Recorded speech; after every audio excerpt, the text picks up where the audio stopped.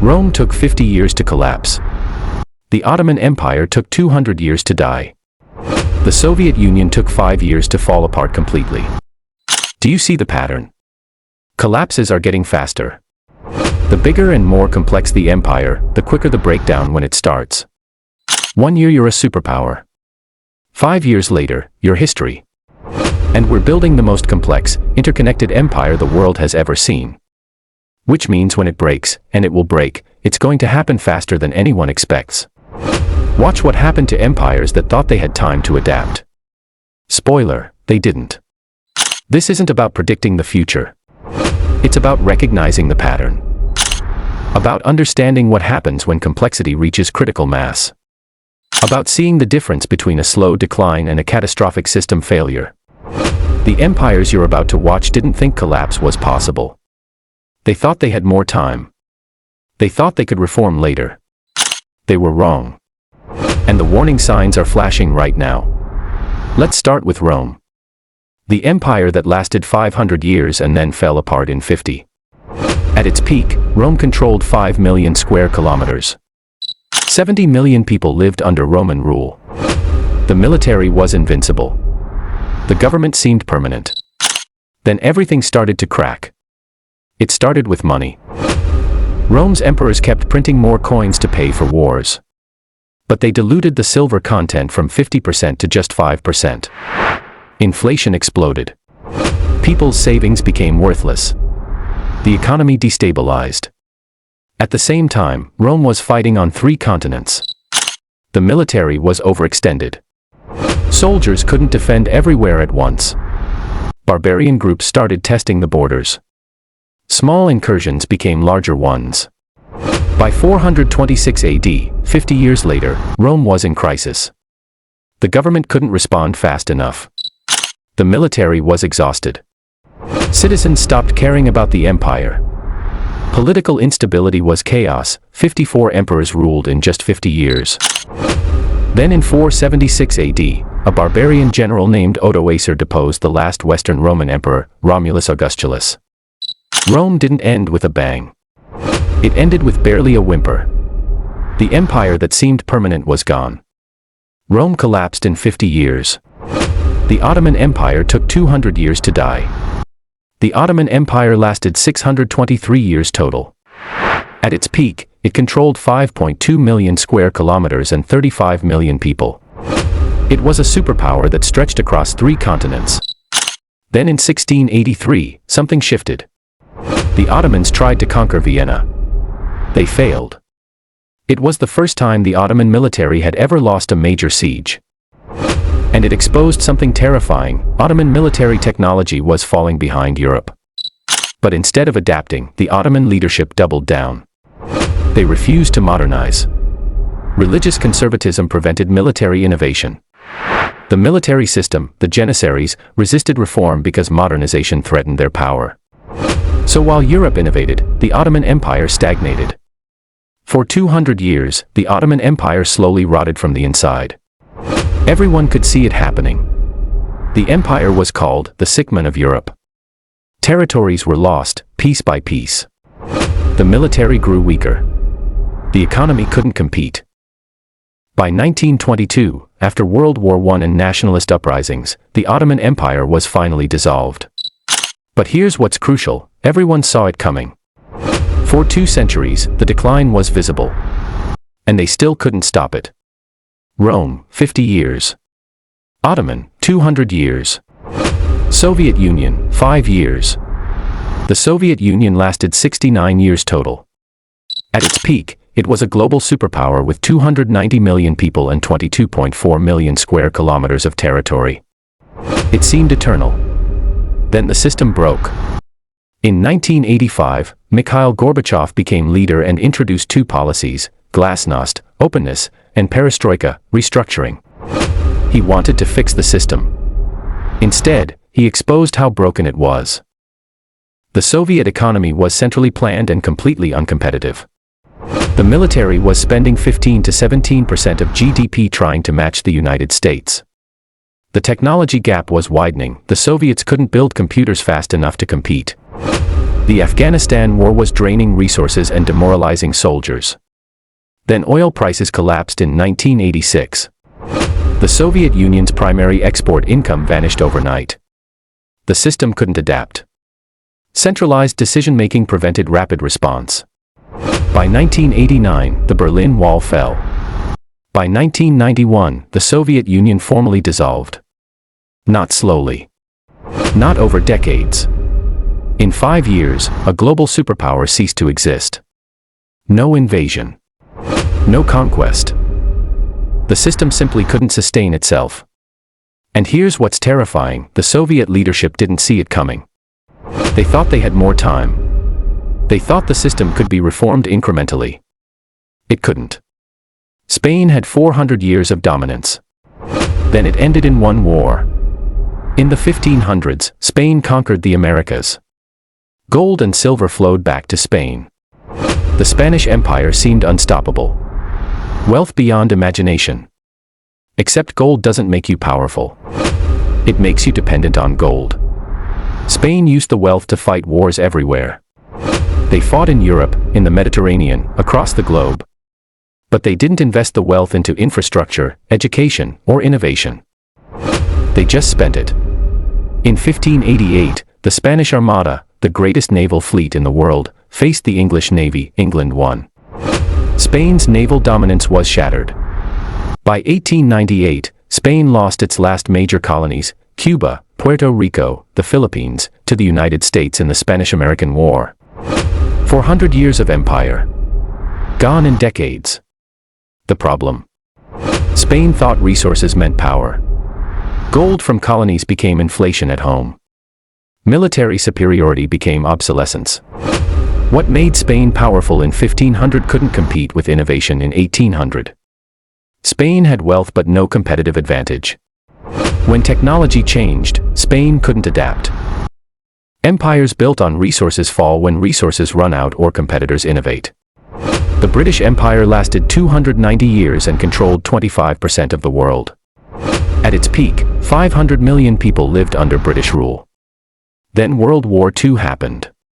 Britain won the war. But winning bankrupted them. The military was exhausted. The economy was destroyed. The country had spent everything fighting Nazi Germany. And then the colonies started demanding independence. India went first in 1947. The most important colony. The jewel of the empire. Gone. Morocco, Tunisia, and most African colonies followed in the 1960s. In 1956, the Suez Crisis humiliated Britain. Egypt nationalized the canal, and when Britain tried to take it back, the United States forced them to withdraw. The moment was clear: Britain was no longer a superpower. America was. By 1997, Britain handed Hong Kong back to China, the last major colony. The empire was over. But here's what's different: Britain managed the decline. They didn't fight endless wars trying to hold colonies. They created the Commonwealth to maintain soft power and influence. They transitioned from global empire to regional power. It wasn't collapse. It was adaptation. The lesson: decline doesn't have to be catastrophic. If you recognize it early and adapt, you can manage the transition. Some empires learn. Most don't. Now here's the pattern that connects all of them. Every empire that falls, whether in 5 years or 200, follows the same 8 steps. 1. Loss of competitive advantage. Rome lost military dominance. Ottoman fell behind in technology. Spain lost naval power. Soviet couldn't compete economically. You can't stay on top without maintaining what got you there. 2. Economic mismanagement.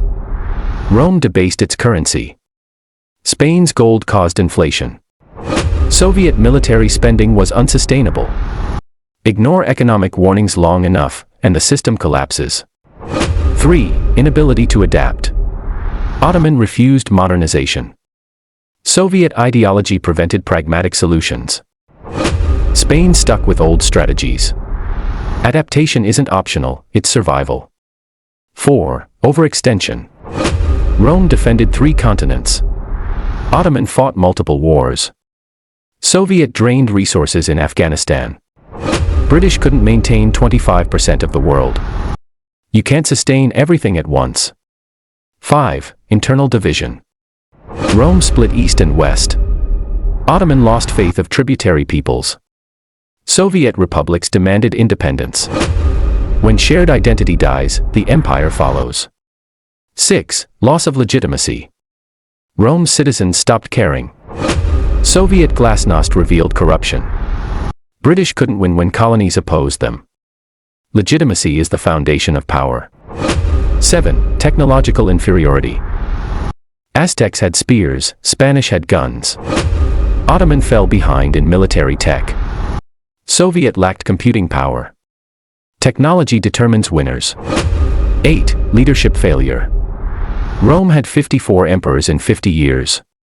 Ottoman leaders refused reform. Soviet couldn't see collapse coming. Leadership either adapts or dies with the system. These aren't theories. These are the documented patterns in every major empire collapse. The pattern didn't stop with the British Empire. It's still happening. Right now. Yugoslavia, 1992. A multi-ethnic state with 6 republics. Ethnic nationalism erupted. The state collapsed. Over 100,000 people died in civil wars. The pattern. Internal division plus loss of legitimacy equals collapse.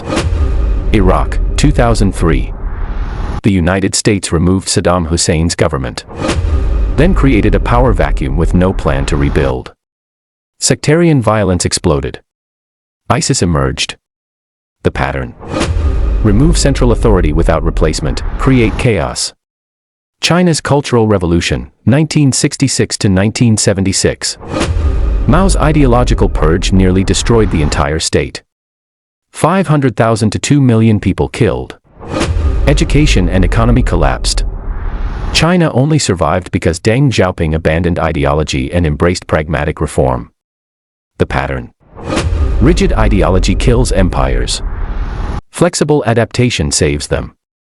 COVID-19, 2020. A pandemic exposed the fragility of global supply chains. Countries couldn't produce basic medical supplies. Trade routes collapsed.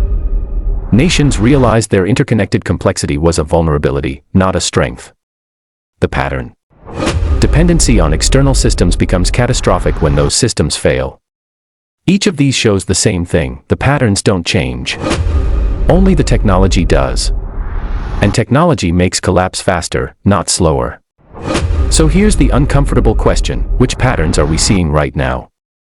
Let's start with the United States. Political polarization is at levels not seen since the Civil War. Institutional trust is at historic lows. Infrastructure is aging and underfunded. Manufacturing has been outsourced to competitors. Military is overextended across 150 countries. Economic inequality hasn't been this extreme since the 1920s. The patterns. Overextension. Internal division. Loss of legitimacy. Economic mismanagement. Now China. Demographic collapse. The population is aging faster than any country in history. Birth rates are plummeting. The real estate sector, 30% of all wealth, is collapsing. Youth unemployment is rising. Environmental catastrophe is destroying air, water, and soil. Geopolitical tensions with the US, India, Japan, and Vietnam are increasing. The patterns. Economic mismanagement. Overextension. Loss of competitive advantage in key technologies. The European Union. Nationalism is rising in Hungary, Poland, Italy, France. Migration is creating cultural conflict. Economic disparity between Germany and Greece. Loss of shared European identity. Brain drain as talented people leave for the US. The patterns. Internal division. Loss of legitimacy. Economic fragmentation. And here's the global pattern: supply chains are fragile. One ship in the Suez Canal blocked $9.7 billion in trade per day. Pandemics expose lack of preparedness. Climate change threatens resource scarcity. Nuclear weapons make decline more dangerous than ever. Every empire ignored these exact warning signs. And every single one paid for it. So here's the question that matters. Are we on the 50-year timeline, the 200-year timeline, or the 5-year timeline? Is this a slow Roman decline where we have decades to adapt? A gradual Ottoman erosion where everyone sees it coming but can't stop it? Or a sudden Soviet collapse where the system breaks faster than anyone expects? Here's what we know: modern systems are more complex than any empire in history. More interconnected. More dependent on technology. More vulnerable to single points of failure. Rome took 50 years because information traveled slowly. The Ottoman Empire took 200 years because change happened gradually. The Soviet Union took 5 years because systems were interconnected enough to cascade. We're building systems that are exponentially more complex than the Soviet Union. Which means if collapse starts, it won't take 50 years. It probably won't even take 5. The speed of collapse is accelerating. And we're building the fastest empire in history. The only question is whether we recognize the warning signs in time to adapt. Or whether we'll be another chapter in the history of empires that thought they had more time.